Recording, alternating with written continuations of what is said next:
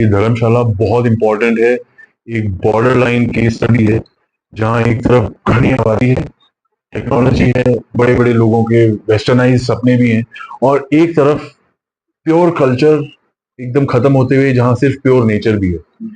तो I think धर्मशाला एक perfect example है जहाँ पे आप टूरिज्म का इम्पैक्ट से बाहर की लाई हुई चीजें, फास्ट फूड, ये पैकेज्ड खाना, ये सारी चीजें जो पॉल्यूशन क्रिएट करती हैं, ये आप देख पाते हो। और थोड़ा अगर आप आइसोलेशन में जाओ तो प्योर नेचर भी आप एक्सपीरियंस करते हो। रियल इनोवेशन जो क्राफ्ट में है उसको समहाउ इंडस्ट्री ने टोटली नकार दिया कि ये हैंडमेड है, इसको स्केल अप नहीं कर सकते, ये नेचुरल डाइज है, इसमें मास प्रोडक्शन नहीं कर सकते। तो वो एक डिस्कनेक्शन जो है इंडस्ट्रियलाइजेशन के, कर्नाटक का इंडिजिनस कॉटन है जो ब्राउन कलर का होता है, उसके फार्मर्स के साथ कॉन्ट्रैक्ट करके एक ब्रांड बना रहे हैं जहां वो रॉ इंग्रेडिएंट उनका खुद का उगाया हुआ है। तो ये आई थिंक एक बहुत अच्छा प्रोजेक्ट जो इस बात का एग्जांपल है कि जो लर्निंग, तो कोई उम्र भी नहीं है, इंडेनियम में कोई भी सीख सकता है। तो यहाँ जरूरी नहीं है कि सिर्फ बच्चे ही पढ़ने आते हैं, यहाँ बहुत सारे लोग कहा था वापस जाके अपने ब्रिटिश पार्लियामेंट में उनका ये बयान है कि कुछ साल जब वो इंडिया घूमे तो वापस जाके वो रिपोर्ट दे रहे थे कि भाई इस देश में मैंने एक इंसान भिखारी नहीं देखा, इतने हाई वैल्यूज और मॉरल्स हैं लोगों के मैंने देखा कि वो इतनी आसानी से बिकाऊ नहीं है कि आप उनको लालच दोगे और वो आपके पीछे आ जाएंगे फायदे के पीछे। उसने जब ये चीजें प्रेजेंट की तो उसने कहा कि इस देश को हम किसी भी कीमत पे गुलाम बना नहीं सकते। यहाँ के लोगों का कल्चर, प्राइड और ब्रेवरी इतना ज्यादा है कि इन लोगों को हम हरा नहीं सकते। इसके लिए हमें सिर्फ एक ही तरीका है, अगर हम इन्हें इनके कल्चर से अलग, आपकी पर्सनैलिटी क्या है, आपके वैल्यूज क्या हैं, और अगर वो आपके कपड़ों में आप एक्सप्रेस कर पाते हो, आप कंफर्टेबल फील कर पाते हो, तो वही अल्टीमेट आपका इंडिविजुअल जो है पर्सनल अप्रोच होना चाहिए कपड़ों को लेकर। ये ब्रांड्स ने एक बहुत बड़ा खेल खेला है दुनिया के साथ, और ये खाली कपड़ों में नहीं, रोटी कपड़ा मकान, तीन सबसे जरूरी जो चीजें इंसानियत में हैं, हम सबको चाहिए, उसमें जितने भी ऑर्गेनाइजेशन हैं सबने यही गेम खेला है कि लोगों को जल्द से जल्द वापस बुलाया जाए दुकान पे, और उसके लिए प्रोडक्ट की लाइफ छोटी की जाए। उसके लिए उनको भी हमारी नजरों में ये दिखने लगा है कि बचपन से लेके अब तक जो कॉन्ट्रास्ट है, कहीं भी आप चले जाओ, कचरा ढूंढने में आपको टाइम नहीं व्यर्थ करना पड़ेगा, साफ जगह ढूंढने में आपको बहुत टाइम शायद निकल जाए। तो ये एनवायरमेंटल इम्पैक्ट जो हमारी चॉइसेस हैं, अगर हम कुछ खरीदें और वो थोड़ा समय चले और वो 200 साल तक कचरा बन के होते हैं। नायलॉन कपड़ा, जो पॉलिएस्टर का कपड़ा जो तेल से निकल के आया है, वो सांस नहीं लेता। Yes yes yes. उसकी जो वाइब्रेशन है, जिसपे वो एनर्जी वाइब्रेशन, जिसे हम आयुर्वेद में भी स्टडी करते हैं, लोग योग में भी चक्रा सिस्टम की बात करते हैं, तो जो वाइब्रेशन उस मटेरियल की है वो negative vibration. Yes yes yes. तो वो आपसे चीजें लेती है, वो आपको देती कुछ नहीं। इवन सिंथेटिक कलर्स जो है बदनाम है सारी दुनिया को कंट्रोल करने के लिए, फाइनेंशियली ओवर पावर करने के लिए, जिसके बेसिस पे इकोनॉमीज खड़ी हो जाती हैं या गिर जाती है। उसी इंडस्ट्री का जो वेस्ट मटेरियल है उसमें से भी इन लोगों ने दिमाग लगा के पॉलिएस्टर और नायलॉन जैसी चीजें इजाद की हैं। तो अगर ये इन्वेंशन, अगर हम इसे ग्लैमराइज करें कि भाई ये पॉलिएस्टर है, ये वाटर प्रूफ है, ये सालों साल चलेगा, उस तरीके, क्योंकि मटेरियल सबसे इंपॉर्टेंट है। अगर मटेरियल फेवरेबल नहीं है तो आप जो भी एस्थेटिकली सोच रहे हो, जरूरी नहीं है वो उसमें ढल पाएगा या वो आपको डिलीवर कर पाएगा।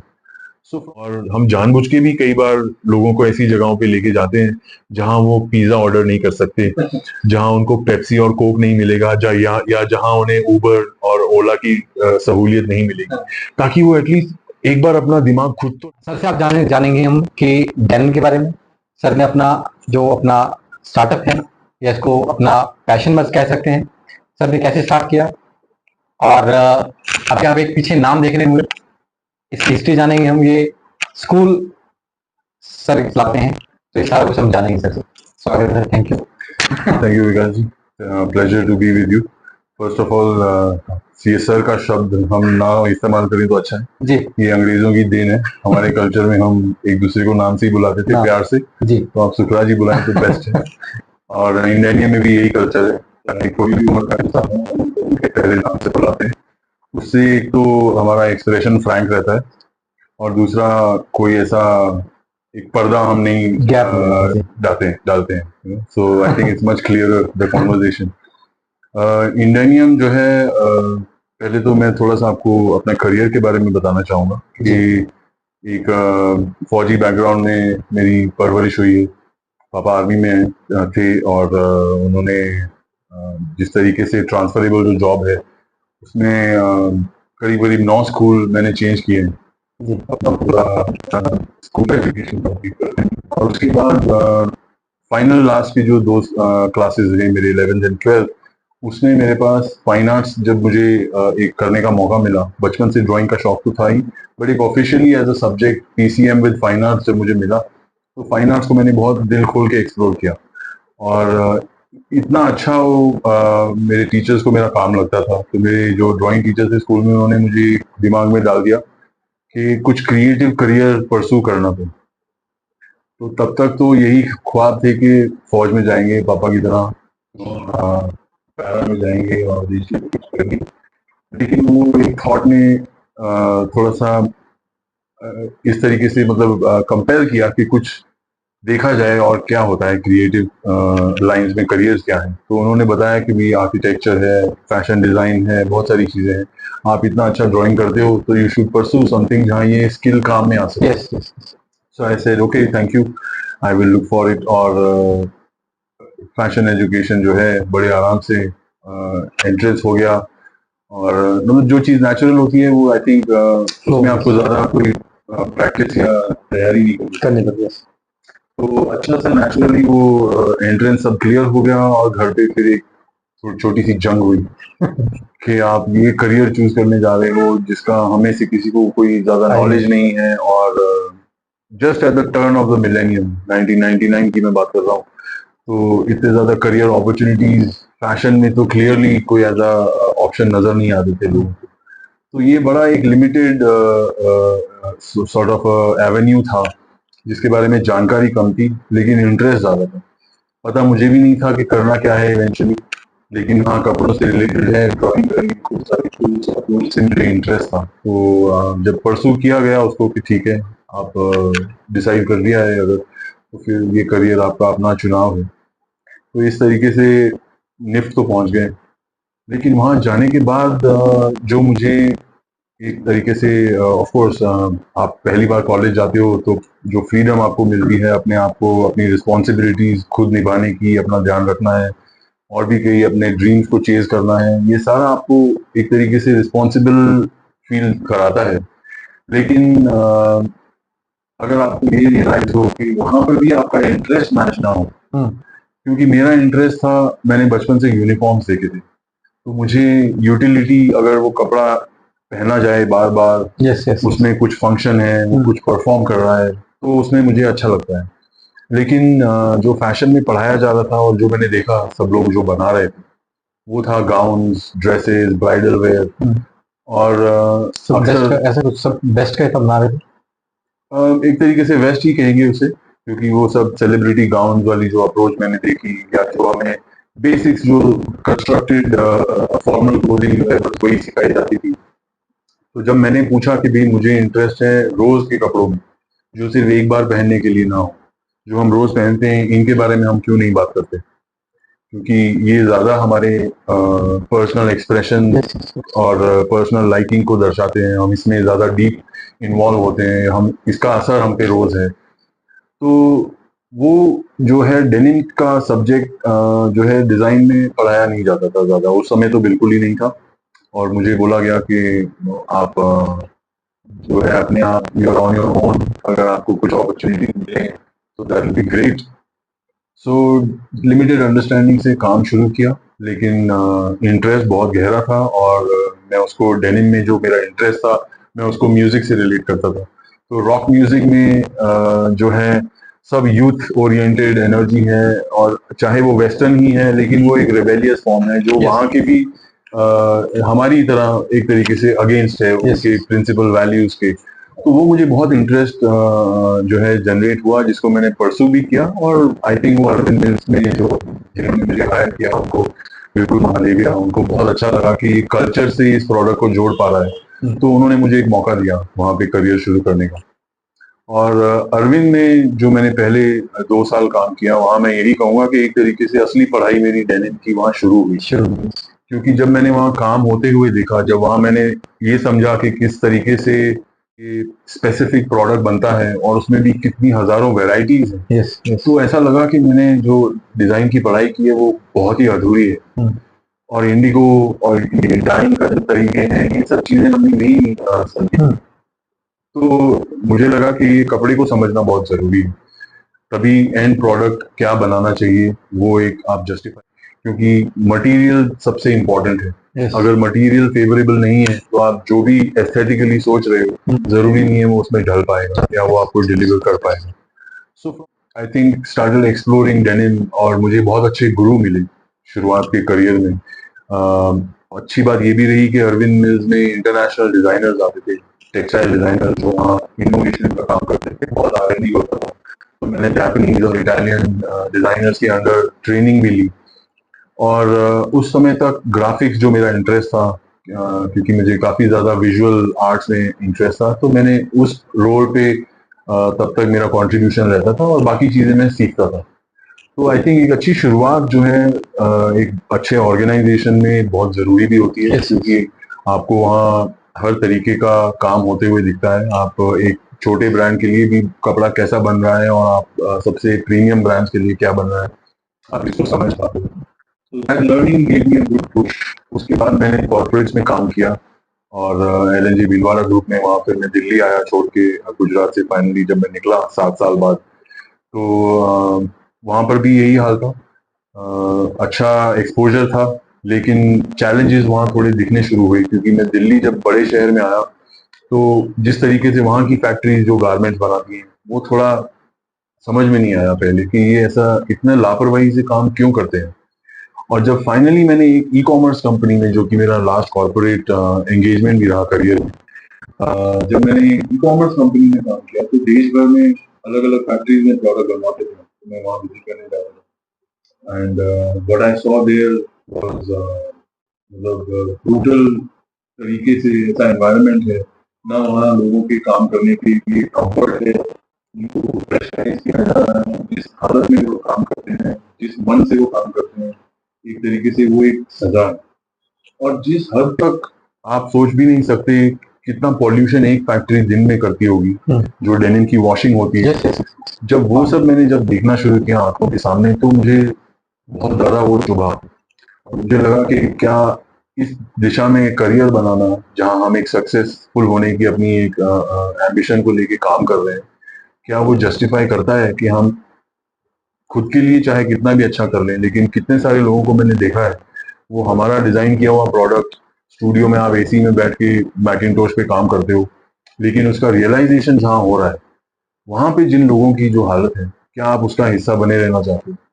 जब इस तरीके के सवाल आए तो फिर थोड़ा वापस मैंने अपने गुरुओं की ओर सजेशन लेने के लिए वापस गया, पूछा कि मुझे नहीं लगता कि इस तरीके से फैशन इंडस्ट्री में मुझे काम करने का इंटरेस्ट है, कि बस ट्रेंड्स फॉलो करके दे धड़ाका बनाए जा रहे हैं, हर 2 महीने में नए कलेक्शन चाहिए, हजारों में गारमेंट्स बनते हैं, कितने रिजेक्ट होते हैं, नहीं होते हैं तो सेल्स में निकाल दिए जाते हैं लोगों को मार्केटिंग टूल्स के थ्रू चकमा देके। तो ये बड़ा मुझे लगा कि आई थिंक जो सब जगह आजकल हमें क्लियरली दिखने लगा है, जो कंज्यूमरिस्टिक लाइफस्टाइल जो है, इसमें मुझे कंट्रीब्यूशन नहीं करना था।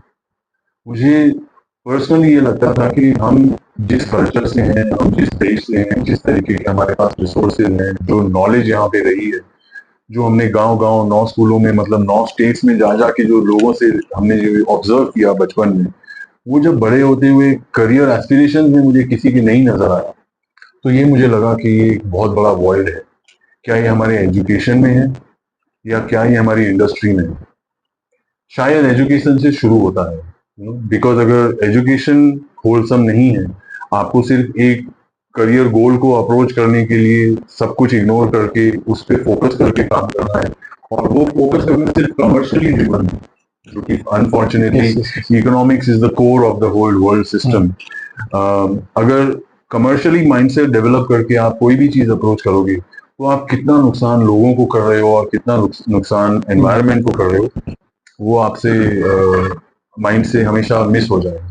एक स्लो फैशन की बात आती है या फिर इनोवेशन वो कैसे किया आपने, या फिर बैक टू बेसिक फिर से स्टार्ट कैसे हुआ वो चीज़? ये बैक टू बेसिक्स एक अच्छा तरीका है इसको समझने का, लेकिन ये स्लो फैशन आई थिंक किसी ने भी इसको इजाज किया नहीं है। ये हमारे अगेन कल्चर में एम्बेडेड है। हमारे यहाँ जो भी हमारे ग्रैंड पेरेंट्स की जनरेशन तक तो ये हमने अपनी आंखों से देखा है, उसके आगे ये बहुत ज्यादा डिसॉल्व हो गया है।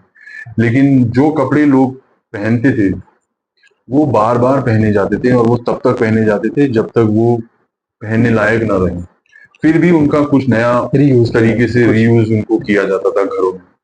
और स्लो फैशन का असली मतलब यही होता है कि आप दूसरों को देखकर या किसी और चीज से इमीडिएटली प्रभावित होके, इन्फ्लुएंस होके आप अपना पुरानी चीजें छोड़ के नई चीजें नहीं खरीदना चाहते।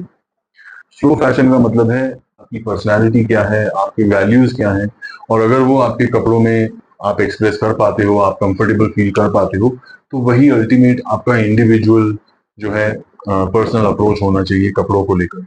ये ब्रांड्स ने एक बहुत बड़ा खेल खेला है दुनिया के साथ, और ये खाली कपड़ों में नहीं, रोटी कपड़ा मकान, तीन सबसे जरूरी जो चीजें इंसानियत में हैं, हम सबको चाहिए, उसमें जितने भी ऑर्गेनाइजेशन हैं सबने यही गेम खेला है कि लोगों को जल्द से जल्द वापस बुलाया जाए दुकान पे, और उसके लिए प्रोडक्ट की लाइफ छोटी की जाए, उसके लिए उनको भी एक साथ लगा दिया जाए, और उसके अलावा लोगों को ये भी रियलाइज कराया जाए कि अगर आप बार बार नहीं खरीदते हैं तो आप आउटडेटेड हैं। आज आपके सॉफ्टवेयर अपडेट हो जाते हैं, आपका नया फोन 2 साल में आउटडेटेड हो जाता है। आपके कपड़े आपने पिछले साल पहने थे, इस साल लोग आपको शायद ये भी सोच सकते हैं कि अरे इनके पास नए नहीं है क्या। तो एक ये माइंडसेट जो बनाया गया है, ये एक स्ट्रैटेजी है ताकि लोग खरीदें ज्यादा, और ये प्योरली वेस्टर्न माइंडसेट है। हमारी कल्चर में आई डोंट थिंक ऐसा किसी ने कभी कोई ऐसा मूवमेंट चलाया हो जहां सब लोगों को मिला के बोला जाए कि आप, हम ये कह रहे हैं ये बिकेगा, आप सब यही बनाइए। जो जिसकी स्पेशलाइजेशन होती थी वही वो बनाते थे, और आई थिंक हम एक बॉर्डर लाइन पे हैं आज के जमाने में, इस टाइम में, जहाँ पे जो हमारी ये ट्रेडिशनल नॉलेज है ये खत्म होते जा रही है।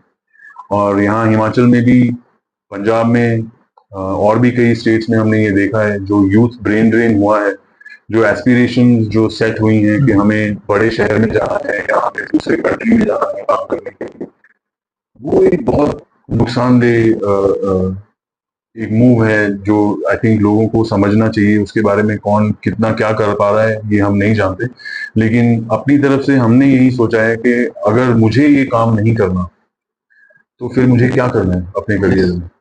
कपड़े तो बनाने हैं क्योंकि इंटरेस्ट है इसमें, लेकिन जिस तरीके से बनते हैं वैसे नहीं बनाने। हमें बनाने हैं वापस उस तरफ, सोचना होगा कि क्या हमारी आइडेंटिटी, क्या हमारा कल्चर हमारे कपड़ों में है, क्या नेचुरल फाइबर, नेचुरल डाइज जो हजारों सालों से यूज होते हुए आए हैं, उनको छोड़ के हम chemical dyes, chemical fibres, polyester, nylon को हम अपनाना चाहते हैं। क्या हमें उसका नुकसान अपने ऊपर लेना मंजूर है? आई थिंक एक अवेयरनेस की भी कमी है। अगर मैं किसी पूछूं तो कितना अलग रहता है, जैसे हिमाचल का हो गया, नेचुरल हो गया, या पंजाब का हो गया, या साउथ का हो गया, या नॉर्थ ईस्ट का हो गया, तो नेचुरल मतलब ड्रेस कैसा होता था, या फिर फाइबर कैसा होता है, क्या डिफरेंस होता है उसमें? Because it's a good question, because her state की अपनी आइडेंटिटी है। या स्टेट्स में भी कई बार होता है, जैसे कांगड़ा का कुछ और होगा, हिमाचल का कुछ और होगा, कुल्लू हाँ, का ये कुछ बहुत रीजनल यस, कुछ कुछ एक जगह रीजनल भी हो सकता है, तो Correct. क्या थोड़ा सा डिफरेंस रहता है सर? ये आई थिंक ये सबसे अच्छी ब्यूटी है हमारे देश की, कि हर डिस्ट्रिक्ट में हम जाएं तो लैंग्वेज, पहनावा और थोड़ा बहुत रहन सहन बोली में जाए। बदलाव आता है।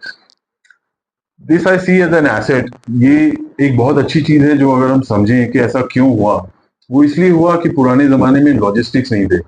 आप यहाँ से साउथ से कुछ नहीं मंगा सकते, किसी और स्टेट से जो आप अपने आसपास उगा सकते हैं वही आप कंज्यूम करते थे। यस, चाहे वो लकड़ी हो, चाहे वो खाना हो, चाहे वो फाइबर्स हो या कलर्स हो। तो बहुत सारे स्टेट्स में ये हम देखते हैं कि जैसे हिमाचल में जो है गद्दी शीप ऊन, जो भेड़ की ऊन है, ये अवेलेबल थी लोगों के पास, तो उससे काफी चीजें बनाई जाती थी। अब मेरिनो ले आए, और उसके बाद एक्रिलिक और मेड इन चाइना, तो किस किस तरीके के प्रोडक्ट्स आ चुके हैं बाजार में जो इतने डेंजरस हैं, लेकिन लोगों को लगता है कि शायद ये मशीन में बने हैं, आसान है ये काम, सस्ते भी हैं। तो आई थिंक एक इकोनॉमिक पर्सपेक्टिव से वो जीत गए हैं ये बाजी। तो हमारे कल्चरल कपड़े इसी वजह से हारे हैं क्योंकि आज उन्हें महंगा समझा जाता है। जी। पर वो महंगे क्यों हैं? आई थिंक वो महंगे नहीं है। इसकी एक बहुत अच्छी एग्जांपल किसी ने मुझे बताई थी कि ऑर्गेनिक खाना जो आज बहुत मशहूर हो रहा है वो महंगा नहीं है, फास्ट फूड बहुत सस्ता है। तो अब इतने सालों आपने फास्ट फूड ही खाया, तो अब आप ऑर्गेनिक में शिफ्ट करोगे तो वो महंगा लगेगा आपको। आपने इतने साल बहुत सस्ते कपड़े खरीदे जो आपके शायद चले भी नहीं, लेकिन आप बार बार सस्ते ही खरीदते गए, यस यस तो आज आप अगर अच्छी चीज में इन्वेस्ट करोगे तो आपको महंगी लगेगी। Yes yes.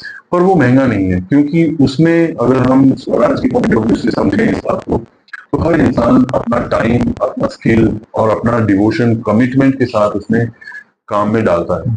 तो जो प्रोडक्ट निकल के आते हैं वो चाहे सारे 100 के 100 एक जैसे नहीं दिखते, उन सब में कोई ना कोई इंडिविजुअल कैरेक्टर है जो उस इंसान के बनाने वाले के मूड, बनाने वाले के बैकग्राउंड पे, उसके आसपास के मौसम पे, कई चीजों पे डिपेंड करता है। तो आई थिंक वो यूनिकनेस जो है उसे हमें अगर हम ऑनर करें तो हम समझेंगे इन चीजों को कि ये महंगी नहीं है, ये सिर्फ एक कलाकार की जो उसकी उसका जज्बा जो उसने डाला है प्रोडक्ट में, उसको फेयर तरीके से ये प्राइसेस जो है अप्लाई होते हैं। एक एक और चीज आती है कि आजकल कपड़ा जो माइक्रो प्लास्टिक से बना हुआ कुछ ऐसा आता है, तो क्या वो बॉडी के लिए ठीक रहता है कुछ ऐसा?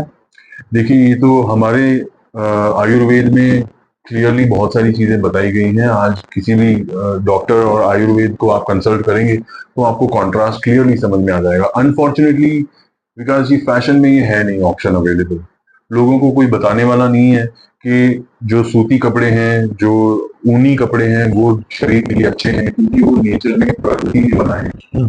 जो चीज तेल का बाय प्रोडक्ट है, ऑयल बदनाम है सारी दुनिया को कंट्रोल करने के लिए, फाइनेंशियली ओवर पावर करने के लिए, जिसके बेसिस पे इकोनॉमीज खड़ी हो जाती हैं या गिर जाती हैं। Yes yes yes. उसी इंडस्ट्री का जो वेस्ट मटेरियल है उसमें से भी इन लोगों ने दिमाग लगा के पॉलिएस्टर और नायलॉन जैसी चीजें इजाद की हैं।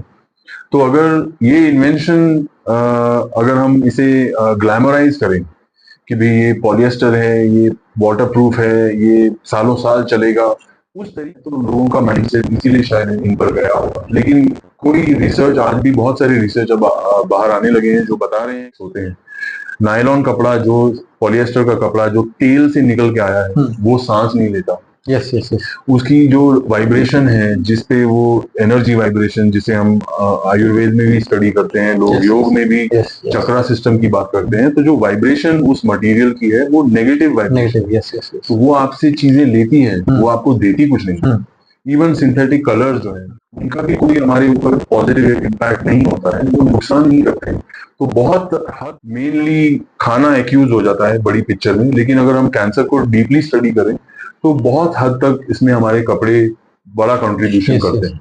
मैं वही आपसे पूछना था कि कैंसर में कितना कंट्रीब्यूशन है इसका? नहीं, आई थिंक ये तो एक फिगर में लाना, कह पाना, मैं वही कह रहा हूँ कि यहाँ रिसर्च जो है थोड़ी डाइल्यूट हो जाती है बिकॉज मेन फोकस खाना ले जाता है कि भी हमारी इतने फर्टिलाइजर्स डाल के, इतने पेस्टिसाइड डाल के हम खेती करते हैं और वही उसको माइक्रो लेवल पे क्योंकि सांस ही नहीं ले पाते, मुझे ऐसा लगता है। जी बिल्कुल, क्योंकि हर किसी को जरूरत है, लेकिन वो अगर एयर पॉलिसी में क्या होगा उस चीज का?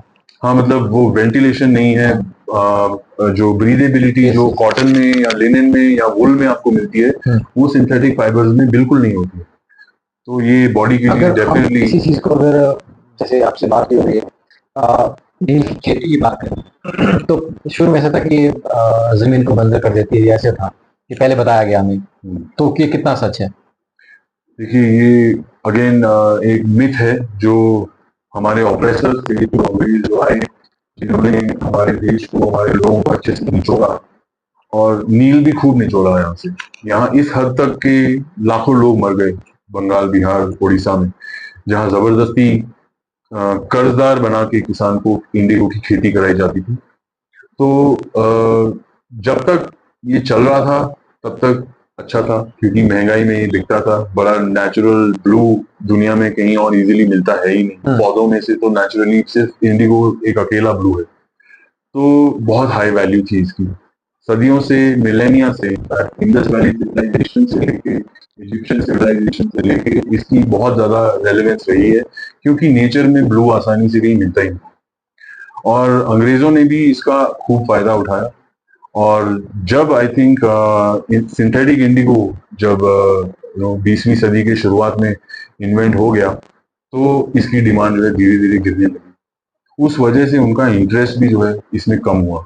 हमारे देश में जो किसानों का विद्रोह हुआ 19वीं सदी में, और जो कैलिफोर्निया गोल्ड रश है, वो इस बात का, उन दोनों का साइमल्टेनियस होना इस बात का वो है, प्रूफ है कि यहाँ से जो इंडिगो जा रहा था वो इवेंचुअली डेनिम यूनिफॉर्म्स बनने के लिए जा रहा था, जो अमेरिका में वर्कर्स के लिए बनती थी।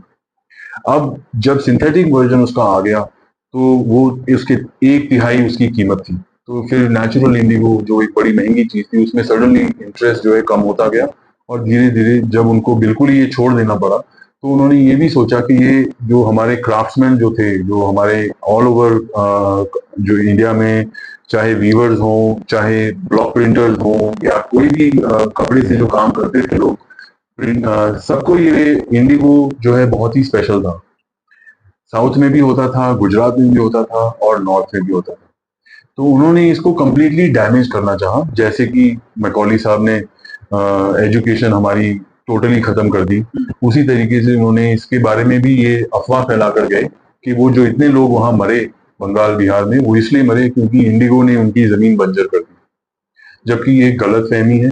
इंडिगो जो है एक लेग्यूम है, इसका काम है नाइट्रोजन फिक्स करना मिट्टी में, जो चाहिए एग्जैक्टली वही करता है जो फर्टिलाइजर करते हैं। तो ये एक गलत फहमी है कि इंडिगो होने से बंजर हो जाती है जमीन। एज अ स्कूल इंडेनियम की ओर से हम खुद अपने जो पंजाब में हमारी मेरे पापा की जमीन है, उसमें भी हम इंडिगो उगा रहे हैं, और हमारे साथ और भी कई स्टूडेंट्स हैं जो महाराष्ट्र में, मेरठ में और गुजरात में इंडिगो की खेती शुरू कर रहे हैं, और रिजल्ट्स अच्छे हैं। और कई ऐसे लोग हैं जो इससे जुड़े हुए हैं सदियों से, पुश्तों से। उनके जब हम उनसे ये सुनते हैं कि भाई इससे कभी ऐसा नुकसान नहीं हुआ है, ठीक हो रहा है जमीन को, तो ये हमें कॉन्फिडेंस मिलता है कि भाई जिन लोगों ने इसको किया है, परखा है, हमें उनकी सुननी चाहिए, ना कि जिनको इस बारे में नॉलेज नहीं है।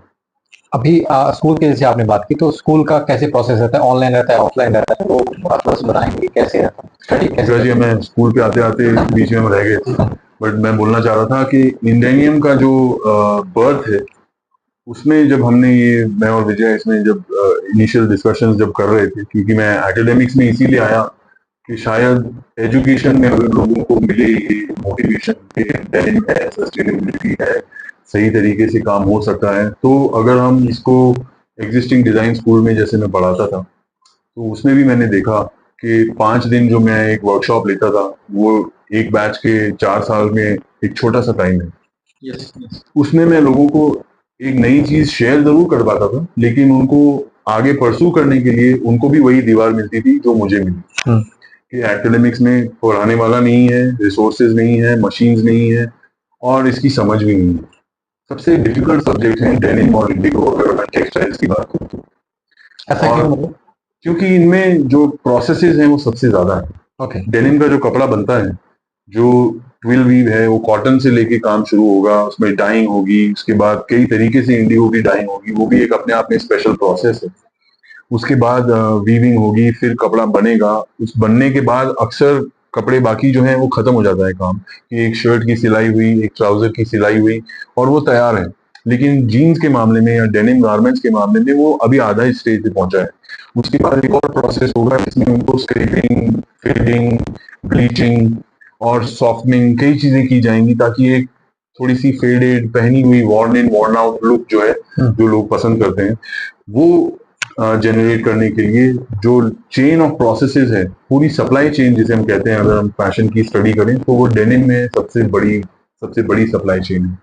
इनफैक्ट आजकल कुछ इंटरनेशनल ब्रांड्स जो ये भी इस तरीके से क्रिटिसाइज किया जा रहा है कि एक जीन्स बनाने के लिए उनका प्रोडक्ट के इंग्रेडिएंट्स 13 देशों से आते हैं, क्योंकि कॉटन कहीं और से आ रहा है, यस यस प्रोसेस कहीं और हो रहा है, कपड़ा कहीं बना, गारमेंट बनने किसी और देश में जाएगा, वहां पे वॉशिंग फैसिलिटेशन होगा, किसी और जगह से उसके ट्रिम्स और बटन्स, रिवेट्स, जिपर्स, लेबल्स कहीं और से बन के आ रहे हैं।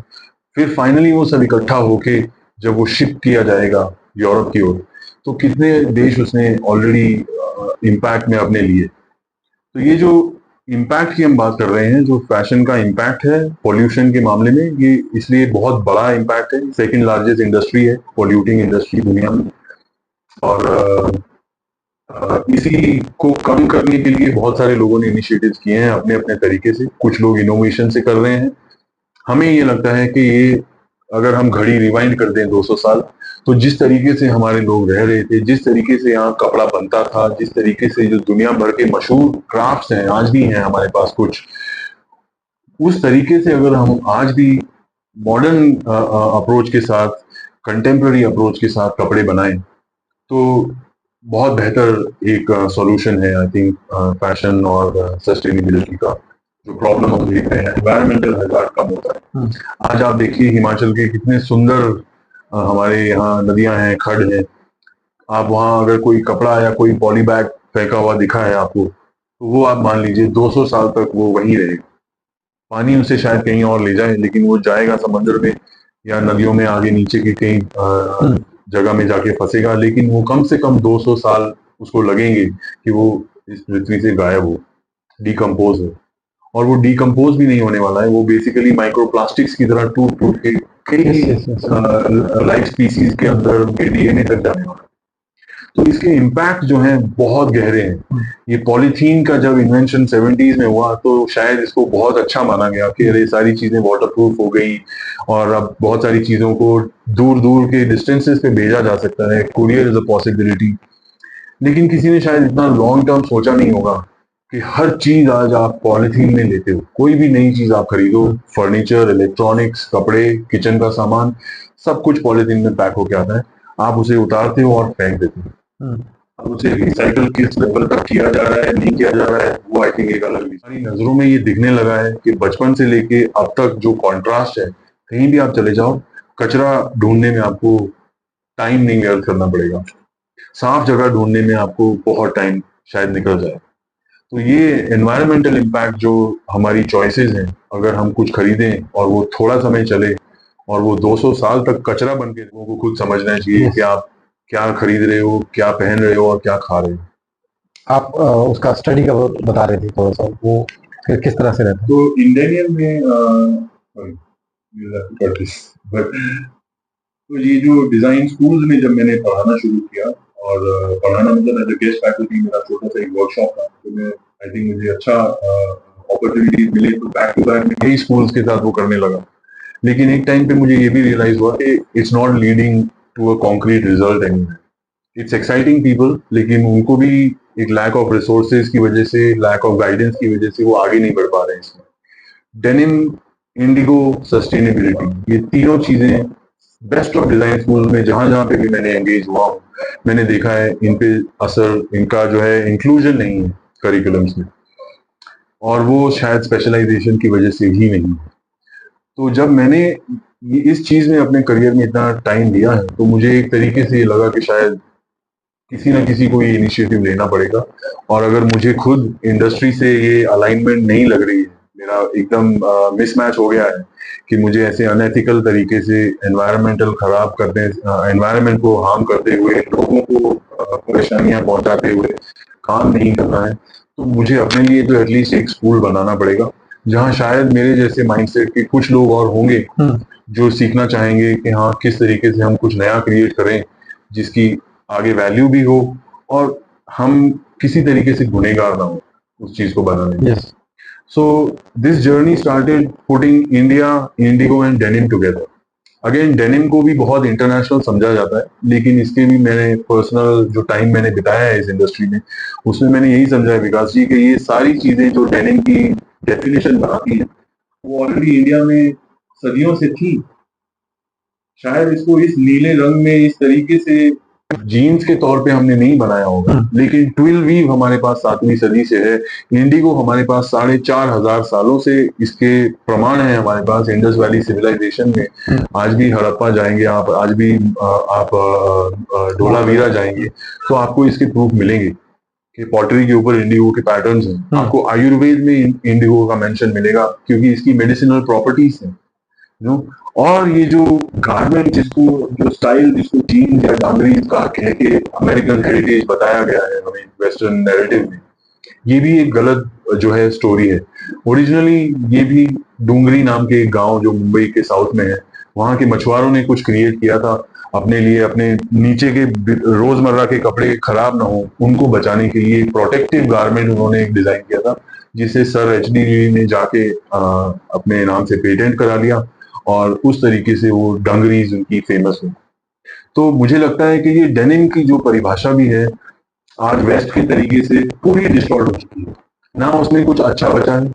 जो उसमें था अच्छा, वो इलास्टेन और लाइक्रा के नाम से, स्पैंडेक्स के नाम से उसमें डाल के और बर्बाद कर दिया गया है। जो कपड़ा 100 साल चल सकता है अगर उसमें सिर्फ कॉटन हो, ट्विल वीव हो, जो हमारे पिछले जनरेशन से हमने देखा भी है, चीजें अगली जनरेशन को पास ऑन की जाती हैं। अगर हमारे पास उसमें इलास्टेन डाल दी जाए तो उसकी उम्र 4 साल से ज्यादा हो ही नहीं सकती। तो हर तरीके से इस प्रोडक्ट को करप्ट किया गया है, ना सिर्फ डेनिम को बल्कि ओवरऑल जो हमारे कपड़े की जो फैशन इंडस्ट्री है उस पूरी को आज 50% से ज्यादा फैशन इंडस्ट्री पॉलिएस्टर पे काम करती है। तो आप सोचिए कि सारी दुनिया की हेल्थ जो है एक स्टेक पे रखी गई है सिर्फ एक कमर्शियल प्रॉफिट के चक्कर में। तो इसे हम अनएथिकल समझ सकते हैं। एथिकली अगर आपको काम करना है तो आई थिंक आपको ये कोई बहुत बड़ा रॉकेट साइंस नहीं है ये समझना कि कौन सी चीज एक इंसान के लिए हेल्दी है और कौन सी चीज उसके लिए नुकसानदेह है। अभी हम जैसे हैंडीक्राफ्ट की बात करें या फिर अगर मैं नॉर्मल हिमाचल की बात करूं, तो यहाँ पे किस तरह से आपका प्रोग्राम यहाँ पे कैसे रहते हैं, या फिर आप यहाँ पे कैसे बच्चों को सिखाते हैं, या जो कोर्सेज होते हैं वो कैसे होते हैं, थोड़ा सा। एक्चुअली बड़ा इंटरेस्टिंग है। तो ये एजुकेशन जो इंडेनियम में हम जिस तरीके से काम कर रहे हैं, ये एक तरीके से हम एजुकेशन को भी रीडिफाइन कर रहे हैं, प्रोडक्ट को भी, अप्रोच को रीडिफाइन कर रहे हैं। तो हम कल्चर की ओर ध्यान पहले कर रहे हैं।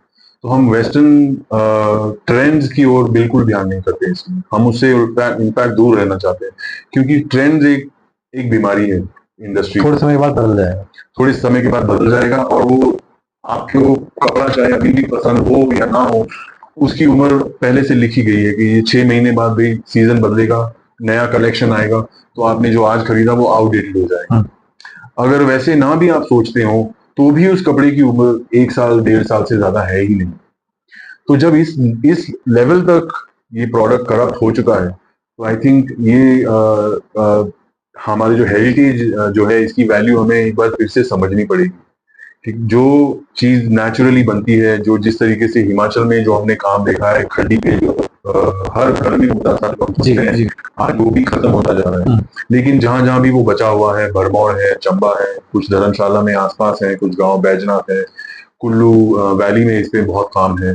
तो आई थिंक उसमें हमारी कोशिश ये है, तो कोई उम्र भी नहीं है, इंडेनियम में कोई भी सीख सकता है। तो यहाँ जरूरी नहीं है कि सिर्फ बच्चे ही पढ़ने आते हैं, यहाँ बहुत सारे लोग हैं जिन्होंने ऑलरेडी कुछ साल काम किया है इंडस्ट्री में, और वो एक रीथिंक मोड में है कि किस तरीके से फ्यूचर के लिए काम किया जाए। उस तरीके के सब लोग हमारे साथ सीखने आते हैं। तो all age groups are here, they are here from all over the country. और हम जब उनको हिमाचल या लद्दाख या राजस्थान या गुजरात के क्राफ्ट से जब उनको चीजें सिखाते हैं, तो उनको हमारी कोशिश ये है कि उसकी वैल्यू समझ में आए कि किस तरीके से वो इंसान एक आर्टिस्ट है, उसे आर्टिजान समझ के और इंडस्ट्री के सामने छोटा दिखाया गया है। Yes yes yes. ये एक स्ट्रैटेजी रही है वेस्ट की कि क्योंकि उनके पास क्या है, टेक्नोलॉजी, यस, बाकी सारी चीजें उन्होंने अलग अलग कॉलोनी से, अलग अलग देशों से कॉपी पेस्ट की है, चुराई है। तो वहां कोई क्राफ्ट तो है नहीं ज्यादातर वेस्टर्न कंट्रीज में। मोस्टली वो इसीलिए इंडिया से, बांग्लादेश से काम करवाते हैं क्योंकि यहाँ पे स्किल है, हमारे डीएनए में लोगों के है, कला बसी हुई है। चाहे वो कपड़ा बनाए, चाहे वो म्यूजिक बनाए, चाहे वो कुछ भी काम करें, ये सबके अंदर है हमारे। तो मुझे हमारी ये जो कोशिश है इसमें ये है कि एक उस कला को जो है वापस से अप्रिशिएट किया जाए, और ये समझा जाए कि वो नेचुरल है, तो उसको डेफिनेटली हमें पिछड़ा हुआ तो ना समझे, वो हमारे लिए बेनिफिशियल है। उससे भी हम नए नए तरीके के डिजाइन बना सकते हैं। जरूरी नहीं है कि मुझे पट्टू ही इवेंचुअली बना के पहनना है। अगर मैं खड्डी के साथ काम करता हूँ, मैं खड्डी के साथ काम करके ये जैकेट जो मैंने पहना है ये भी बना सकता हूँ। ये हैंडलूम पे ही बना हुआ है, नेचुरल इंडिगो में डाई करके हम कपड़े ऑफर कर सकते हैं लोगों को जो उनके लिए अच्छे हों। नो। तो जो कल्चर की जो हम बात करते हैं वो बहुत इंपॉर्टेंट है इंडियन के करिकुलम में, ताकि हम हर स्टेट से जो इंसान आता है उसे एनकरेज करते हैं अपने होम टाउन में क्या रिसोर्सेज अवेलेबल हैं और क्या स्किल सेट्स अवेलेबल हैं, उन्हें अगर आप यूज करके कोई बिजनेस मॉडल खड़ा कर सकते हैं, उसके लिए हम लोगों को एनकरेज करते हैं और गाइडेंस देते हैं। आपकी कोई इसमें सक्सेस स्टोरी हो कोई जिसमें आपके जी बच्चों बिल्कुल, हमारे काफी सारे जो टीम्स हैं उनमें उन्हें बहुत जो है अप्रिशिएबल काम किया है। हमारे एक स्टूडेंट हैं ईचल करंजी से, जो बिजनेस मैनेजमेंट पढ़ के आए थे और उनका पैशन में बैकग्राउंड नहीं था, लेकिन ये कोर्स करने के बाद अब वो सीड टू स्टोर एक ब्रांड बना रहे हैं, जहां वो ये इंडिगो की फार्मिंग भी कर रहे हैं ईचल करंजी में। और जो ब्राउन कॉटन है, ना कि बीटी म्यूटेटेड जो जेनेटिकली म्यूटेटेड कॉटन है, कर्नाटक का इंडिजिनस कॉटन है जो ब्राउन कलर का होता है, उसके फार्मर्स के साथ कॉन्ट्रैक्ट करके एक ब्रांड बना रहे हैं जहां वो रॉ इंग्रेडिएंट उनका खुद का उगाया हुआ है। तो ये आई थिंक एक बहुत अच्छा प्रोजेक्ट जो इस बात का एग्जाम्पल है कि जो लर्निंग मिट्टी से लेके मिट्टी तक है, मिट्टी से इंग्रेडिएंट्स आए और किस तरीके से बहुत सारे लोगों ने इसमें अपना कंट्रीब्यूट इसी से एक चीज ये होता है कि ना सिर्फ एक एक पक्ष को एम्प्लॉयमेंट मिलता है, बल्कि बहुत से लोगों को गांव में ही एम्प्लॉयमेंट मिलता है। एब्सोल्युटली, यही आई थिंक जो महात्मा गांधी का जो स्वराज का जो मॉडल Yes. था, वो उसका मकसद यही था, खादी अभियान का मकसद यही था कि हर इंसान अपने contribute करे, कोई स्किलिंग करेगा, कोई स्किलिंग करेगा, कोई टाइम करेगा, और बार्टर के सिस्टम से जिस तरीके से आज तक हम जीते आए थे, आई थिंक उसको अगर हम अपना लें तो आज भी काया पलट तो बिल्कुल हो ही सकती है। बट सबसे बड़ा प्रॉब्लम यही है कि जिस जिस गहराई तक खासकर हमारे यूथ को एंटाइज किया गया है वेस्टर्न लाइफस्टाइल और वेस्टर्न प्रोडक्ट्स के द्वारा, उनके करियर एस्पिरेशन भी उस तरफ जाते हैं। तो ये मुझे लगता है बहुत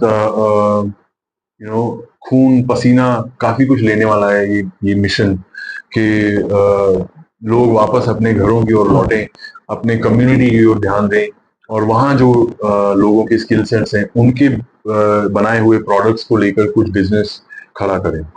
आपको इसमें कुछ प्रॉब्लम्स भी आती होंगी, जैसे मान लीजिए आप गांव में बैक टू बेसिक में गए तो प्रॉब्लम्स भी कुछ आती होंगी, देखिए, तो मतलब वो कैसे किस तरह की रहती है मतलब?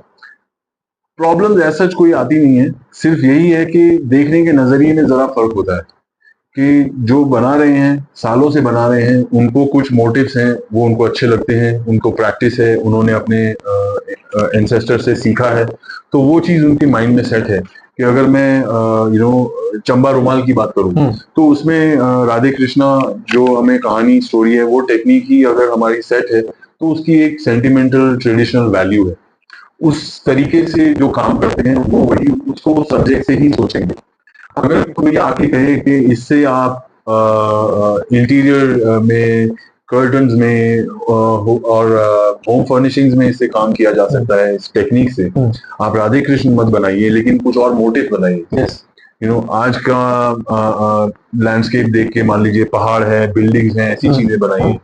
तो वो इनोवेशन जो है विजुअल्स की, सिर्फ वही एक थोड़ा सा जो है डिस्कनेक्ट होता है। बट आई डोंट थिंक उसमें भी जब तक लोग एक दूसरे के साथ काम करने के लिए तैयार होते हैं, तो इससे मैं प्रॉब्लम तो नहीं कहूंगा, बस यही कहूंगा कि ये एक वेरिएबल है। जो डिजाइनर है वो एक इंटरनेशनल तरीके से सोचेगा कि हाँ, अगर कोई कस्टमर मेरा यूरोप में है, या मेरा कोई कस्टमर अगर मैं हिमाचल में कुछ बना रहा हूँ और मान लीजिए मेरा कस्टमर मुंबई में है या बैंगलोर में है, तो उसको वो एस्थेटिक्स किस तक लेवल तक समझ आएंगे या नहीं आएंगे, तो उसके हिसाब से मुझे अपना लैंग्वेज विजुअली कैसे चेंज करना है। जो टी शर्ट्स जो होती हैं, बेसिक टी शर्ट है, हजारों तरह के टी शर्ट्स मिलते हैं, लेकिन किस तरीके का प्रिंट है वो डिफाइन करता है कि कौन उससे एसोसिएट करेगा। सो उसी तरीके से जो विजुअल्स हैं, कलर्स हैं, पैटर्न्स हैं, इनको अगर हम इन्वेंट करें उस तरीके से, जिसे हम कंटेम्पोराइजेशन भी कहते हैं, कि उनको आज के समय के अनुसार मोटिव और पैटर्न को बदला जाए, तकनीक को ना छोड़ा जाए। जो टेक्निक है वो अपने आप में बहुत ही प्योरिस्ट है, उसे गिव अप करने की बिल्कुल जरूरत नहीं है। खड्डी अगर किसी के पास आज भी है हिमाचल में, सो दे शुड चेरिश इट, कि हाँ, ये हमारे पास एक बहुत अच्छा रिसोर्स है, ये हमारी हेरिटेज है, इसे संभालना है। लेकिन उससे हम सिर्फ शॉल ही बनाएंगे ये जरूरी नहीं। हम उससे बहुत कुछ बना सकते हैं जो देश विदेश में लोगों को अच्छा लगेगा। एक चीज और आती है कि अगर ग्लोबल प्रोस्पेक्ट से देखें उस चीज़ को, तो वहाँ भी कुछ दिक्कतें आती होंगी कि कई बार ऐसा होता है कि कुछ सामान मंगाया या लिंक नहीं हो पाता है, या उनके कुछ सोचा होता है, एक्सपेक्टेशन होती है कि यार ऐसा होगा मटेरियल या इस क्वालिटी का होगा, या वैसा कुछ क्वालिटी हम दे नहीं पाते, तो ऐसा होता है कुछ? देखिए, ये भी एक ना पर्सनली मेरे अपने विचार हैं ये, और यहाँ पे आप सहमत हो भी सकते हैं, और इंडस्ट्री तो इसके अगेंस्ट ही है कि ये जो स्टैंडर्ड सेट किए गए हैं, ये अगेन एक बहुत बड़ी बीमारी है इंडस्ट्री के अंदर। आप मान लीजिए, एक ब्रांड 40,000 गारमेंट एक ही स्टाइल के बनाती है, एक ही कलर में। क्या वो 40,000 लोग आपस में मिलते हैं कपड़े पहन के? किसी को मालूम भी नहीं है कि बाकी कहाँ गए। सबको सिर्फ अपने जो खरीदा उससे मतलब होता है। और मुझे नहीं लगता कि एंड कस्टमर को ये फर्क पड़ता है कि डिजाइनर ने ये कलर 19-20 हुआ कि नहीं, ये उसने सोचा था कि नहीं, ये थोड़ा ऑफ हो गया है कि नहीं। उसने जो प्रोडक्ट उसके सामने है उसके बेसिस पे डिसीजन लेना है। करेक्ट। तो ये जो स्टैंडर्ड इतने स्ट्रिक्ट बनाए गए हैं इंडस्ट्री में, जिसकी वजह से ही इतना ज्यादा रिजेक्शन होता है, जिसकी वजह से इतना ज्यादा प्री कंज्यूमर वेस्ट जनरेट होता है। आप बांग्लादेश में देख लो, हमारे देश में भी देख लो, कई कपड़े ब्रांड न्यू फैक्ट्री से निकले हैं, लेकिन ब्रांड ने उसको रिजेक्ट कर दिया कि भाई मैंने तो ये कलर मांगा था, आपने थोड़ा सा पेल हो गया, इट्स रिजेक्टेड। या थोड़ा सा बड़ा छोटा हो गया, तो थोड़ा सा साइज में ऊपर नीचे हो गया तो रिजेक्ट हो जाएगा। तो ये बहुत ही पैरालाइजिंग अप्रोच है प्रोडक्ट बनाने के लिए, और बड़े डिमोटिवेट करती है लोगों को जो बनाते हैं खासकर।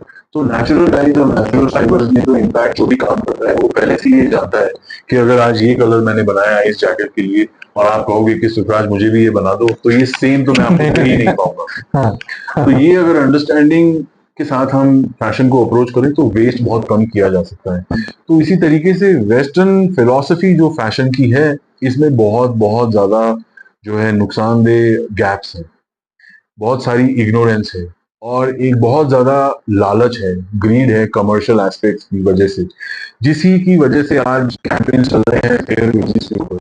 जो इंसान अपना दिन के 8 घंटे खून पसीना एक करके वो गारमेंट्स बनाता है, उसकी पगार और जिस रेट पे आप ये प्रोडक्ट्स बेचते हो, और जो कंपनी को चला रहे हैं, जो उनके स्टाफ हैं या जो कंपनी के एम्प्लॉयज हैं, जिस तरीके की पगार वो लेते हैं, वो बहुत ही ज्यादा अनफेयर है।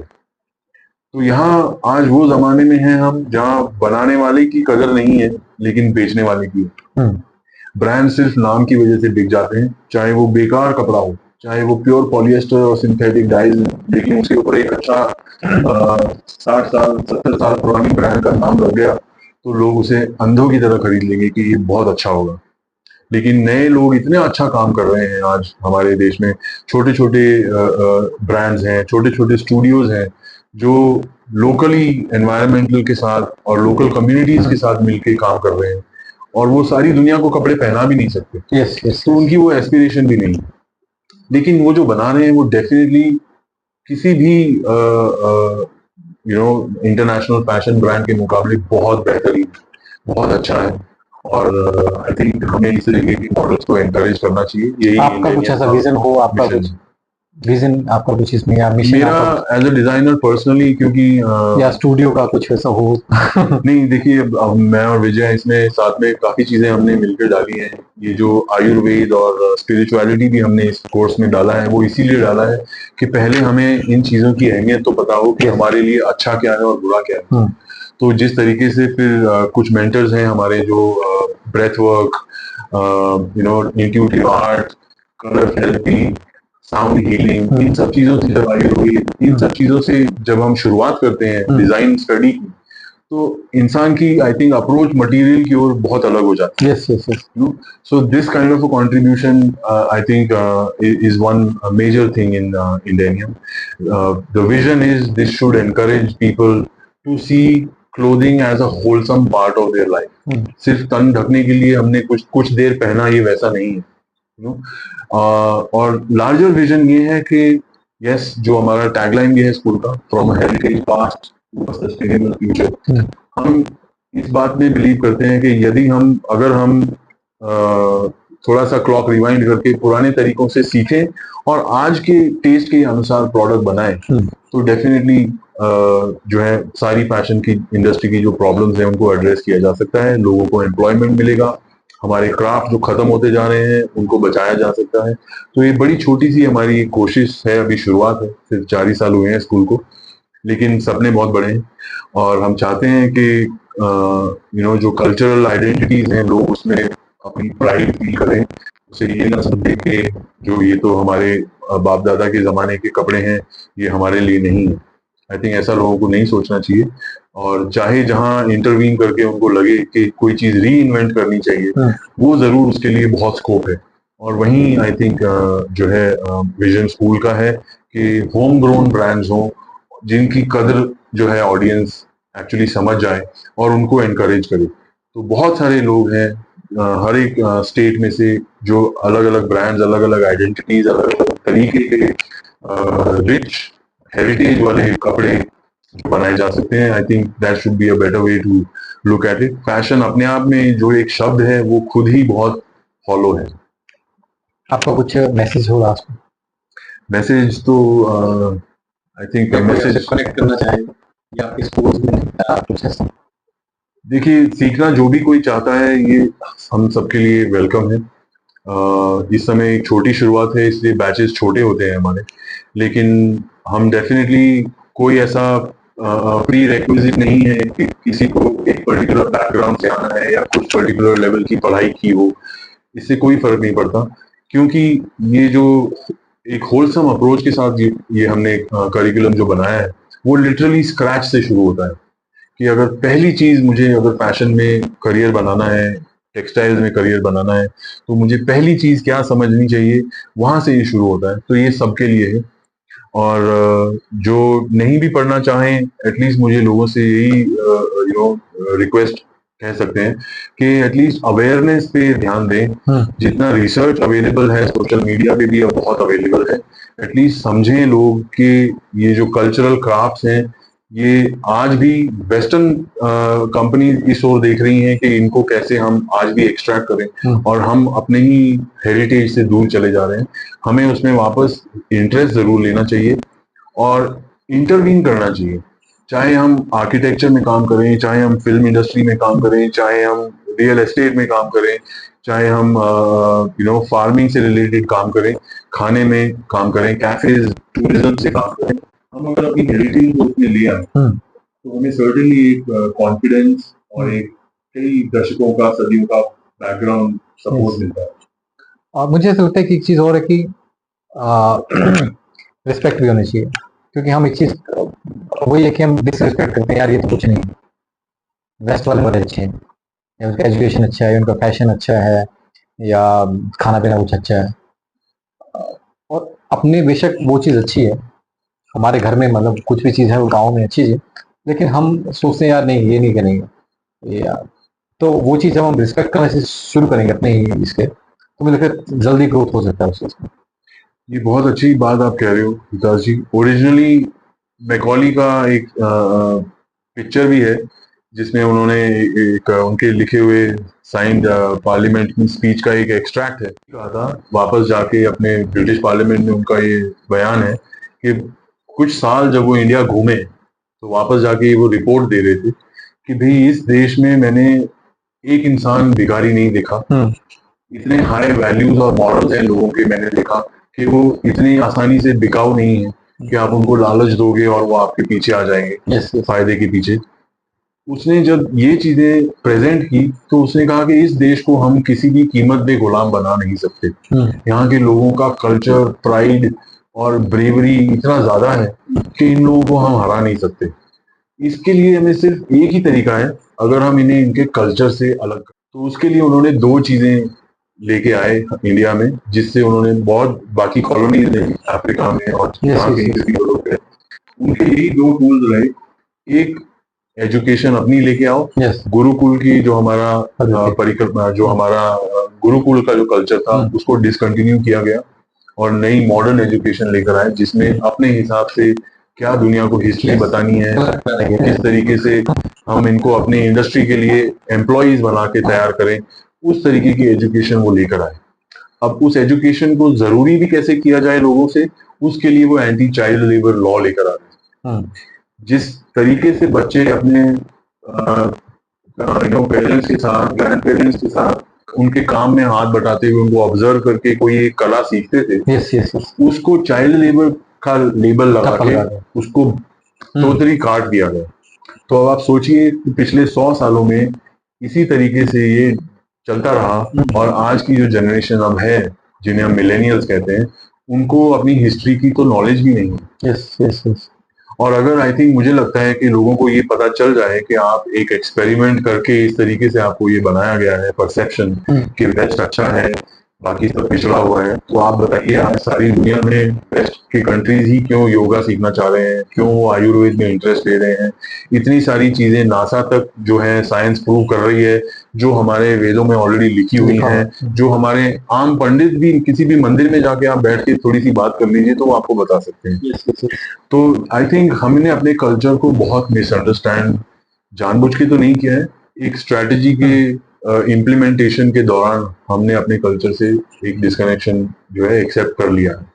आई थिंक लोगों को वापस थोड़ा इंटरेस्ट लेके समझना चाहिए कि हमारे पूरी हिस्ट्री में हमने किसी पे भी कभी आक्रमण नहीं किया। क्यों नहीं किया? क्योंकि हमारे पास सब कुछ था। आज वेस्टर्न कंट्रीज जितना भी उनके पास है उससे भी संतुष्ट नहीं है। उनको आज भी नए तरीके से कॉलोनाइजेशन करने के लिए कंज्यूमरिज्म के थ्रू, मार्केटिंग के थ्रू वो लोगों को गुलाम बना रहे हैं। तो वो इसीलिए क्योंकि वहां पर ज्यादा कुछ है नहीं, और जहां सब कुछ है वहां के लोगों को बाहर जाने की जरूरत नहीं है। आई थिंक हमें, अगर हम आंखें खोल के अपने आसपास ही देख लें तो हमें आई थिंक पूरी तरीके से ये कन्विक्शन मिल जाएगा कि यहाँ हम जो भी चाहें वो हम कर सकते हैं। इंडेनियम का जो बर्थ हुआ वो इसी वजह से हुआ कि हमें लगा एजुकेशन में बहुत गैप है, जो बदलते समय के साथ जिस तरीके से स्केल जो बढ़ता जा रहा है और उसका जो इम्पैक्ट हो रहा है, एनवायरनमेंट पे नुकसान हो रहा है, लोगों पे नुकसान हो रहा है, ये चीज एजुकेशन में इंक्लूडेड ही नहीं है। ये तो आपको ऑन ग्राउंड काम करते समय रियलाइज आप देखते हो, जब तब आपको ये पता चलता है। तो ये अनअवेयरनेस जो है एक्चुअल वर्क एनवायरनमेंट की, वो आई थिंक एजुकेशन में मिसिंग है। ये हमें एक बड़ा एहसास हुआ। दूसरा एहसास ये हुआ कि जिस तरीके से इंडस्ट्री काम करती है उस तरीके से डिजाइन एजुकेशन लोगों को सपोर्ट नहीं कर रही है। इंडस्ट्री में आज हमारे डिजाइनर्स को फिर भी डिजाइनर्स नहीं समझा जाता है, आप प्रोडक्ट डेवलपर हैं। Yes, right. अगर आप किसी फॉरेन ब्रांड के लिए किसी एक्सपोर्ट हाउस में काम करते हैं तो वहां से डिजाइन आते हैं, आपको उनको कन्वर्ट करना है।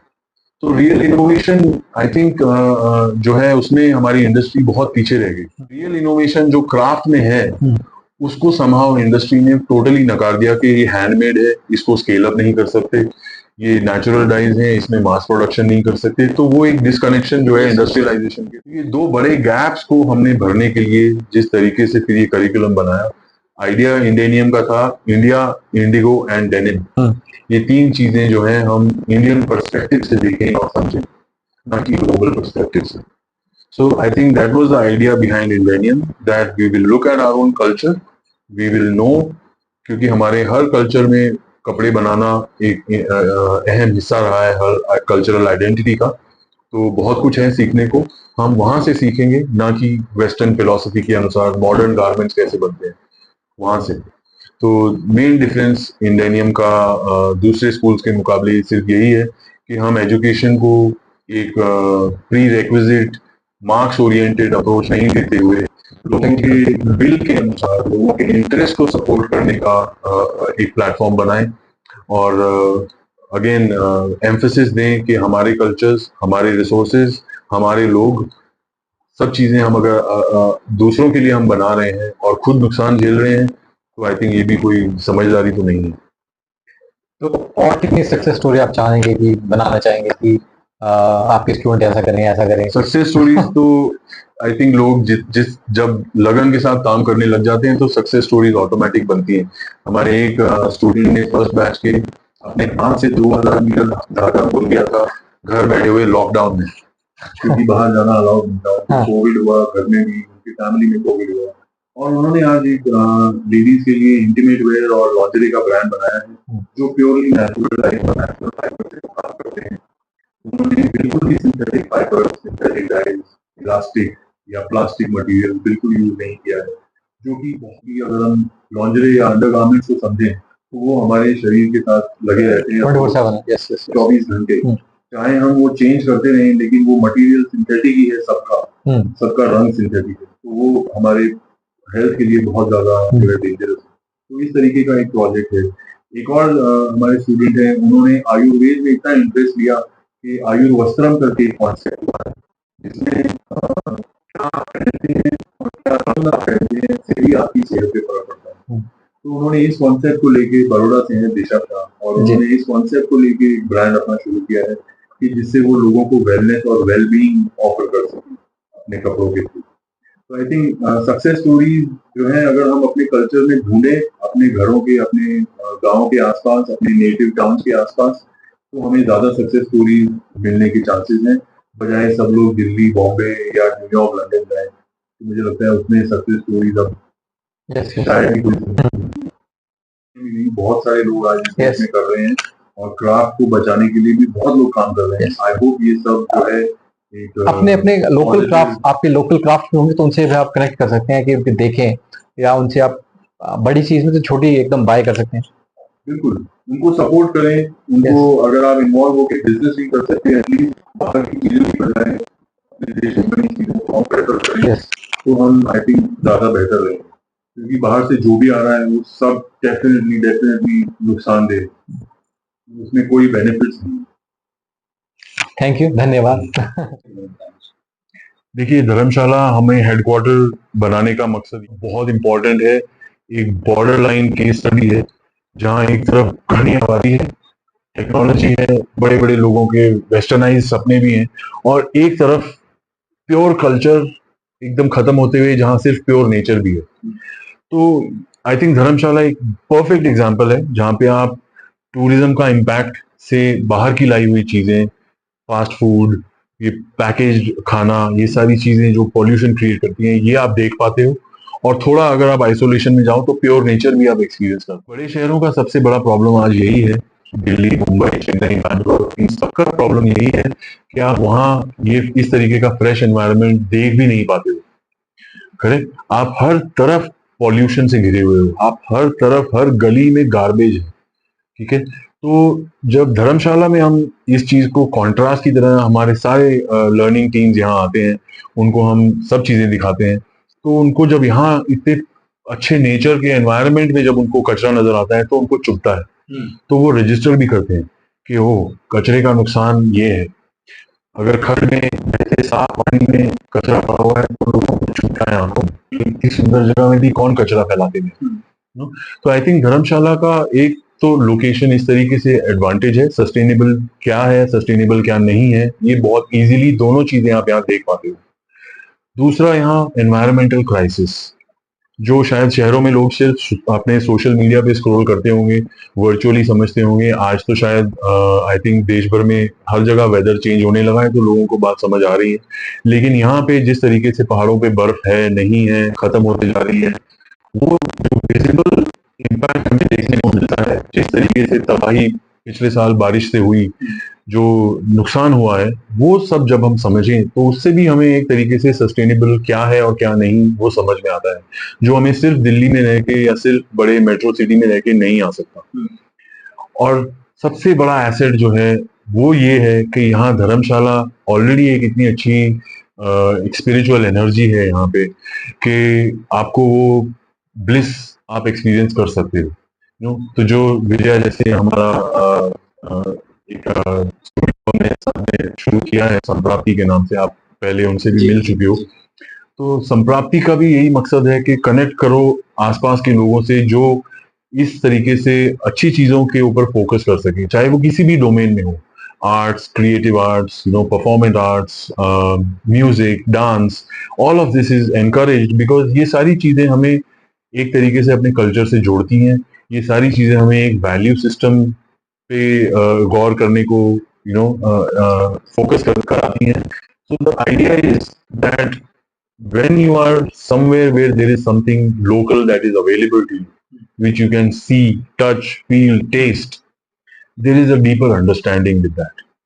तो यही चीज अगर हम कहीं और कर रहे होते तो आई डोंट थिंक इसका ये इम्पैक्ट हो पाता जो यहाँ धर्मशाला में रह के हम कर पा रहे हैं। जिस तरीके से हम खड्डी की जो हम बात करें, जो एक कल्चर यहाँ पे भी धीरे धीरे कम होता जा रहा है, यहाँ पे कुछ एग्जाम्पल्स हैं जिनके साथ हम जुड़े हैं। जो खड्डी से काम होता है, एक कम्युनिटी है गाँव की रात में, उनके अपने पेड़ों की ऊन से वो प्रोडक्ट बनाते हैं, अपने हाथों से उसको बुनते हैं, और वही चीज जो है हमारे एक कलीग हैं, जानकार हैं, मिस्टर भुल्लर जो गुड़गांव से हैं, इस चीज को वो एक्सपोर्ट कर रहे हैं यूरोप में, और वहाँ उस प्रोडक्ट को बहुत अप्रिशिएट किया जा रहा है।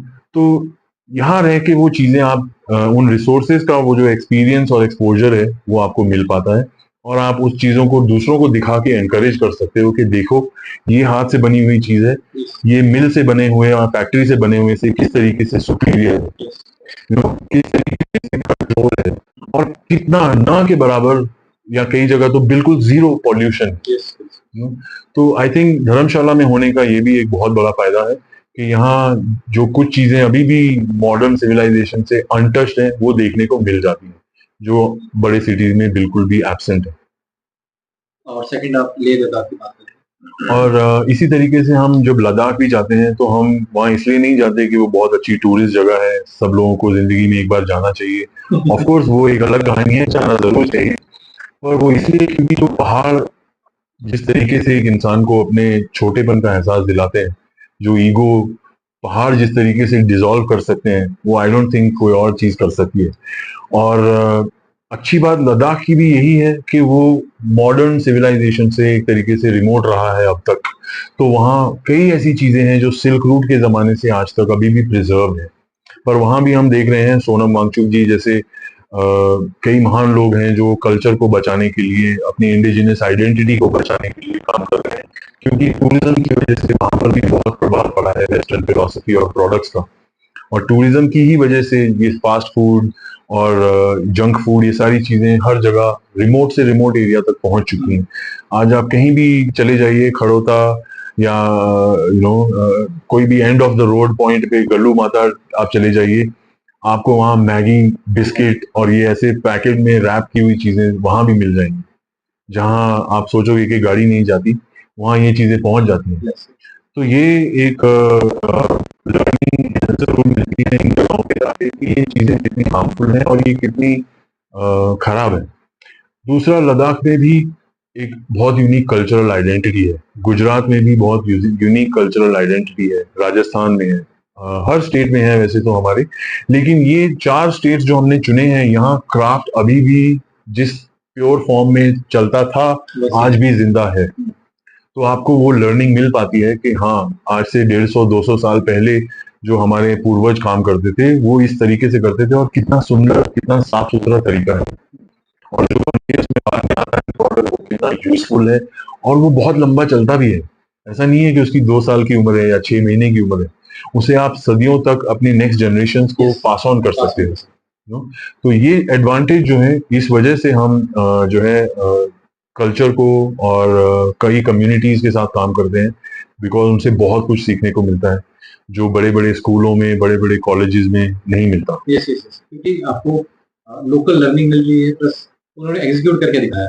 जी बिल्कुल, एग्जीक्यूट करके दिखाया, ये सबसे बड़ा पॉइंट है, क्योंकि बहुत सारी चीजें थ्योरी में रह जाती हैं शहरों में, और कई बार लोग जो है अपने सपने को रियलाइज नहीं कर पाते हैं बिकॉज ऑफ लिमिटेशंस। अगर हम स्कूल की ही बात करें तो अगर हमें ये गुड़गांव में चलाना होता तो कम से कम 3 लाख रेंटल की हमें कोई बिल्डिंग पहले ढूंढनी होती, उस हिसाब से तो इंफ्रास्ट्रक्चर कहाँ जाता पता नहीं।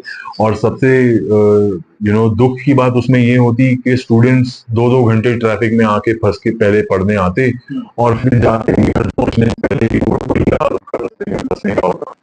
तो ये चीज जब हम यहाँ देखते हैं जहाँ आप 2 मिनट 15 मिनट में कहीं से भी कहीं पहुंच सकते हो, ये चीजें आई थिंक बहुत जरूरी हैं, और हम जानबूझ के भी कई बार लोगों को ऐसी जगहों पे लेके जाते हैं जहां वो पिज्जा ऑर्डर नहीं कर सकते, जहां उनको पेप्सी और कोक नहीं मिलेगा, या जहां उन्हें उबर और ओला की सहूलियत नहीं मिलेगी, ताकि वो एटलीस्ट एक बार अपना दिमाग खुद तो आपका जो प्रोडक्ट यूज करके करेंगे वो लोग कौन है। करेक्ट, और आप कुछ लोकल एंगेजमेंट तो करिए। यस, जब हम प्रोडक्ट को करना है, अगर गांव का लोग आपके प्रोडक्ट यूज कर रहा है, इट मींस बेटर, अच्छा है। ऑफ कोर्स, और असली सबसे बड़ा मार्केट भी वही है। एंड में, क्योंकि हर कोई आज कोई भी ग्लोबल कंपनी वो कहाँ पहुंच जाती है। आज अगर पेप्सी है तो क्यों, क्योंकि वो हर गांव गांव में पहुंचा। तो इसी तरह अगर जो जितनी बड़ी कंपनी बनाना है, कुछ भी करना है, अगर गांव का अगर यूज करना आएगा, प्रोडक्ट उसको यूज कर रहा है, उनके Correct. लोग कर रहा है, तो Correct. मुझे लगता है कि जल्दी कनेक्ट हो पाएंगे। नहीं, बट यहाँ पर भी मैं कहूंगा कि पेप्सी भी एक टाइम पे स्क्रैच था, फर्स्ट आइडिया था। पेप्सी भी बेचने वाला एक जमाने में कभी सिर्फ 10-12 बोतलें लेके किसी को ट्रायल के लिए प्लीड करता होगा। यस, कोई भी बिजनेस जो है शुरुआत से सक्सेसफुल नहीं रहा है। किसी ने कहीं ना कहीं एक छोटी शुरुआत की है, यस, जहां उसको जितना सपोर्ट मिलता गया वो उतना बढ़ता गया। तो आई वुड एनकरेज कि जितने भी लोग कोई भी एंटरप्रेन्योरशिप की ओर फोकस करते हैं, वो ये ना सोचें कि अगर मैं कुछ करने जा रहा हूं तो इतनी बड़ी कंपनियां हैं ऑलरेडी उसमें। आपको अपना प्रोडक्ट यूनिक बनाने के लिए कुछ अलग तो ढूंढना ही पड़ेगा। That is your secret ingredient.